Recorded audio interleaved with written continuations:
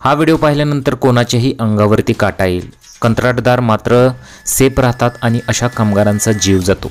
या व्हायरल व्हिडिओमध्ये काय झालेलं आहे पहा। चॅनलवरती नवीन असाल तर MM मराठी न्यूजला जरूर सबस्क्राइब करा। मुंबई गोवा राष्ट्रीय महामार्ग चौपदरीकरणांतर्गत चिपळूणमधील बहादूर शेख नाका येथील उड्डाण पुलासंदर्भातील दुर्घटनांचे सत्र काही गेल्या थांबण्याची नाव घेत नाही। शुक्रवारी सायंकाळी उड्डाणपुलाच्या एका पिलरचे पाडकाम सुरू होते त्यावेळी पुन्हा एकदा मोठी दुर्घटना घडली, ज्यात 3 कामगार गंभीररित्या जखमी झालेले आहेत। या दुर्घटनेनंतरचा एक धक्कादायक व्हिडिओ आता व्हायरल होत आहे। त्यात दिसते की पुलाचा पिलर कोसळल्यानंतर एका जखमी कामगाराला उचलून रुग्णालयात नेले जाते। तिथेच दुसरीकडे कोसळलेल्या पुलाच्या खांबातील सळ्यांमध्ये अडकलेल्या एका कामगाराची क्रेनच्या मदतीने सुटका केली जात आहे। यामुळे पुन्हा एकदा हे काम सुरू असताना कामगाराच्या आणि लोकांच्या सुरक्षेचा प्रश्न निर्माण झालेला आहे।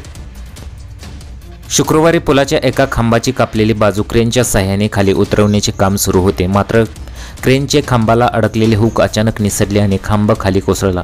यावेळी पुलाच्या पिलरवर उभे असलेले 2 कामगारही खाली कोसळले तर तिसरा कामगार सळ्यांमध्ये अडकून राहिला। या दुर्घटनेनंतर 3ही कामगार गंभीररित्या जखमी झालेले आहेत।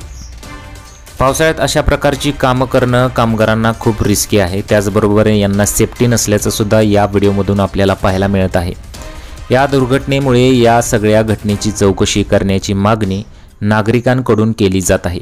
तुम्हाला या व्हिडिओबद्दल काय वाटतं? तुमच्या प्रतिक्रिया आम्हाला कमेंट्स बॉक्समध्ये जरूर कळवू शकता।